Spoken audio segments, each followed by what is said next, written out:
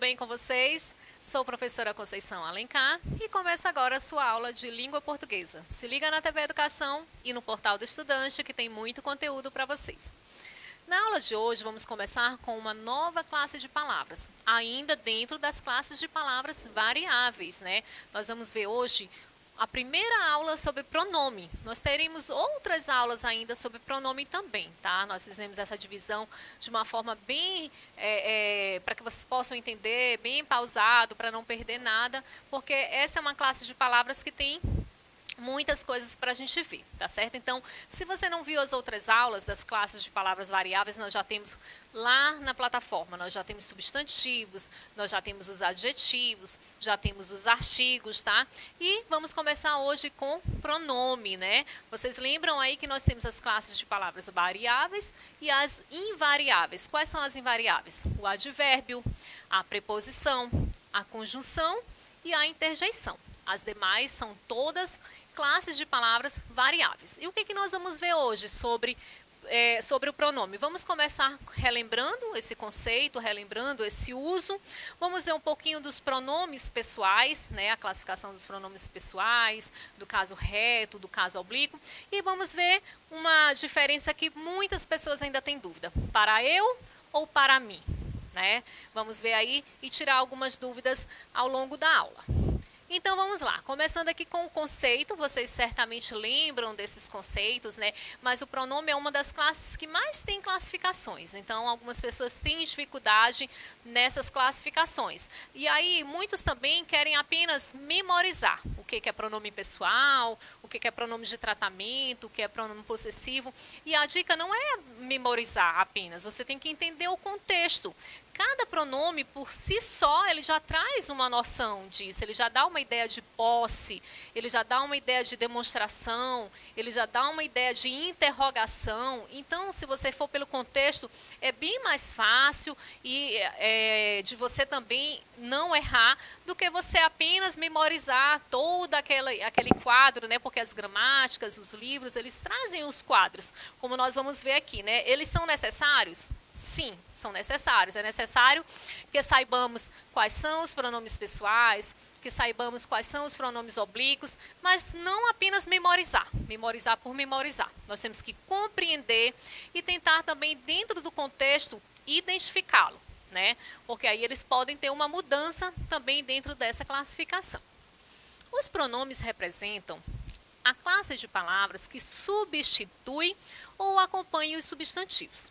De acordo com a função que exerce, eles são classificados em 7 tipos: pronomes pessoais, pronomes possessivos, pronomes demonstrativos, pronomes de tratamento, pronomes indefinidos, pronomes relativos ou pronomes interrogativos. Então, qual é a principal função do pronome?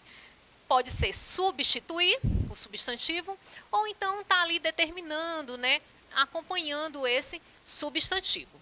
Então, vamos lá para o primeiro. Para entender melhor o uso dos pronomes nas frases, confira os exemplos. Mariana apresentou um show esse final de semana. Ela é considerada uma das melhores cantoras de música gospel. Então, no exemplo acima, o pronome ela substitui o substantivo próprio Mariana. Note que com o uso do pronome no período, evitou-se a repetição do nome. Turma, se nós não tivéssemos os pronomes, ficaria algo muito repetitivo, ficaria algo redundante e cansativo ao longo da leitura. Então, os pronomes eles servem para isso também, para evitar essa substituição, para evitar essa repetição. Fazendo o quê? Fazendo a substituição. Como ali, né? Mariana apresentou um show, ela foi considerada, ela é considerada. Imaginem se eu não tivesse o uso dos pronomes, como ficaria? Ficaria, Mariana apresentou um show, Mariana é considerada, Mariana é uma boa cantora, Mariana chegou. Então, fica muito repetitivo. Então, os pronomes eles também têm essa função de substituir os substantivos, evitando assim essa repetição. Aquela bicicleta da minha prima Júlia. Nesse exemplo, utilizamos 2 pronomes, né? O pronome demonstrativo, aquela, para indicar algo, né? No caso, a bicicleta. E o pronome possessivo minha, que transmite a ideia de posse, né? Então, como eu falei para vocês, já dá essa ideia, o próprio contexto, né? Ela é minha, aquela, né? Então, já estou tendo a ideia de que estou demonstrando, estou tendo a ideia que está dando posse. Então, podem ir pelo contexto que é até mais seguro. Pronome pessoal. Os pronomes pessoais são aqueles que indicam a pessoa do discurso e são classificados em 2 tipos. Os pronomes pessoais do caso reto, que exercem a função de sujeito, né? Eu gosto muito da Ana. Quem gosta da Ana? Eu. Lembram daquela regrinha quando a gente faz para a gente descobrir o sujeito, para separar o sujeito do predicado? O que a gente tem que fazer? Tem que fazer a pergunta ao verbo. E quando a gente faz a pergunta ao verbo, a gente descobre quem? Descobre o sujeito. Aquela outra parte que sobra ali seria o predicado. E aqui, nesse caso, esses pronomes estão funcionando como o quê? Estão funcionando como sujeito. Pronomes pessoais do caso oblíquo substituem os substantivos e complementam os verbos. Está comigo o seu caderno. Com quem está o caderno? Comigo.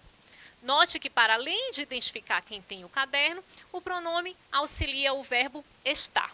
Tá? Então, eles vão ter funções diferentes, né? Os pronomes do caso reto e os pronomes do caso oblíquo vão possuir aí funções diferentes dentro da oração.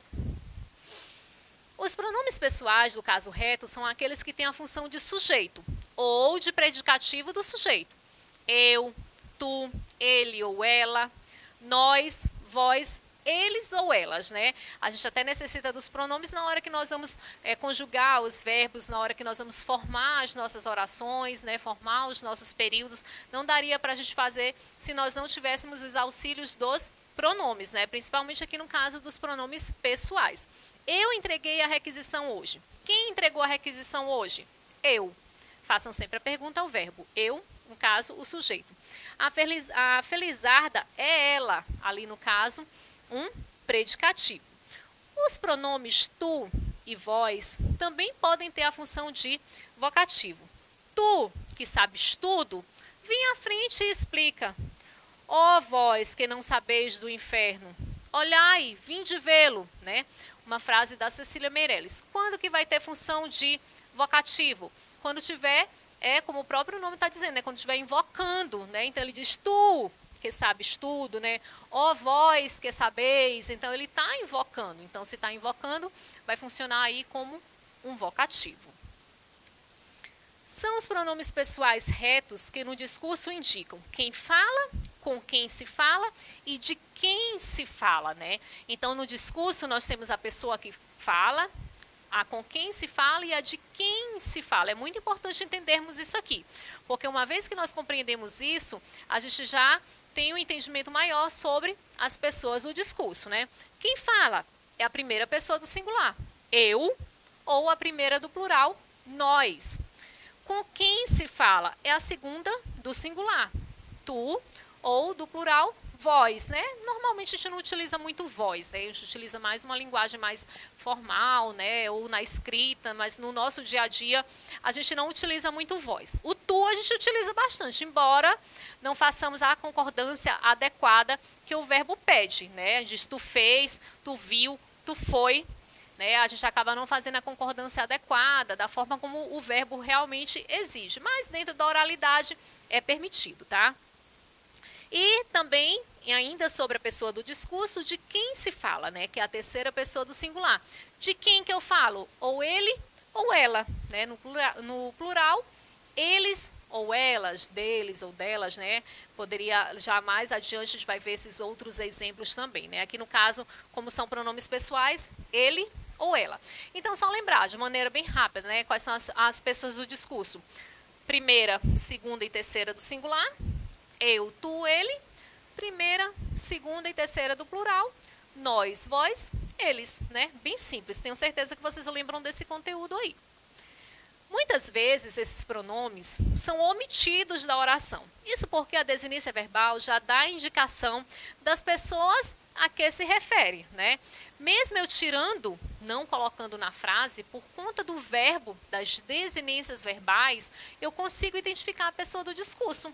Por quê? Porque ali só vai caber aquela pessoa do discurso, não tem como eu encaixar uma outra pessoa do discurso, né? Quando eu digo assim, ó, falo com todo mundo, falo com todo mundo. Então, estou referindo eu falo com todo mundo, não daria outra pessoa. Eles falam com todo mundo? Não vai, não tem concordância, né? Então, só cabe essa pessoa dentro do discurso. Se eu tentasse encaixar o nós falo com todo mundo, também não daria certo. Então, pela desinência do verbo, eu consigo identificar quem é aí esse pronome pessoal que eu devo utilizar, né? Eu falo, tu cantas todo dia, ele costuma ser crítico, nós vamos ao teatro hoje, vós sabeis o que dizes, eles foram embora, né? Então, apenas pela desinência, mesmo se eu não colocasse o pronome, eu conseguiria identificar. Aí vocês têm que voltar lá na gramática de vocês, nos livros de vocês, e diferenciar sujeito desinencial, sujeito oculto, de sujeito indeterminado. Não confundam sujeito oculto com sujeito indeterminado. Indeterminado é quando eu realmente não posso ou não quero determinar. É diferente do sujeito oculto, que eu apenas ocultei da frase, mas pela desinência do verbo eu consigo descobrir qual é a pessoa gramatical, qual o pronome, o sujeito ao qual eu estou me referindo. Pronomes pessoais do caso reto. Os pronomes pessoais do caso reto têm a função de sujeito ou predicativo do sujeito, né? Foi o que eu falei agora há pouco para vocês. Eu, tu, ele ou ela, né? São as primeiras pessoas do singular. Nós, vós, eles, que são as pessoas gramaticais do plural, tá certo? Então, basta vocês dividirem entre as pessoas gramaticais do singular e as pessoas gramaticais do plural, né? Os pronomes que ficam aí no singular e os que ficam no plural. Exemplos de frases com pronomes pessoais do caso reto. Ele finalizou o projeto há poucos dias. Nós estamos quase a chegar. Se é ele o escolhido, tenho que aceitar. Então, observe que eles, nós, ele funcionam como pronomes pessoais. Agora vamos para os pronomes pessoais do caso oblíquo, que eu sei que lá no ensino fundamental, né, talvez fosse uns aí que vocês tivessem um pouquinho mais, né, demorasse talvez um pouquinho mais para conseguir encaixá-los dentro da frase, né? Pronomes pessoais do caso oblíquo. Os pronomes pessoais do caso oblíquo podem ser átonos ou tônicos e têm a função de complemento verbal ou complemento nominal, desculpa. Complemento verbal ou complemento nominal. São eles. Vão fazer referência da mesma forma. A primeira pessoa do plural, me, mim, comigo.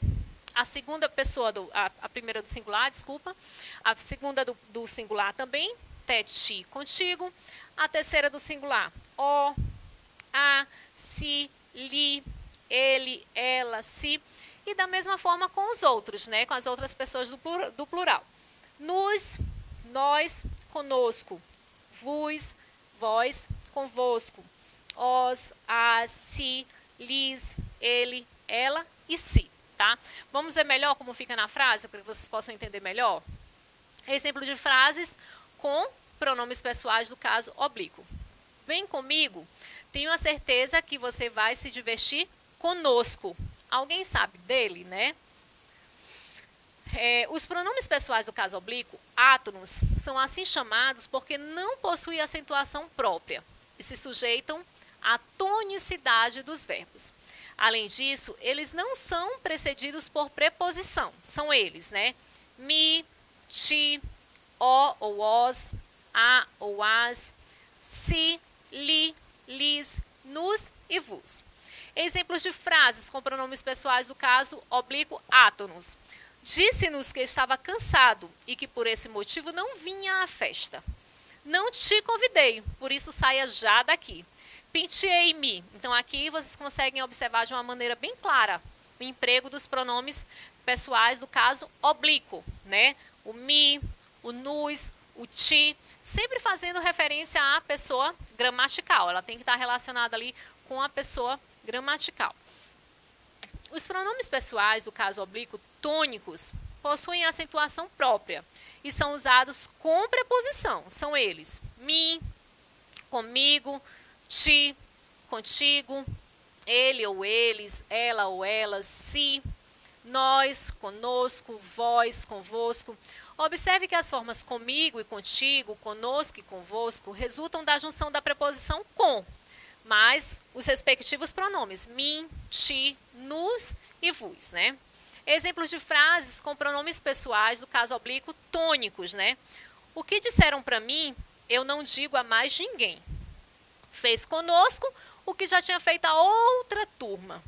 O que fez ela, né? Então, são aí no caso pronomes tônicos, oblíquos tônicos.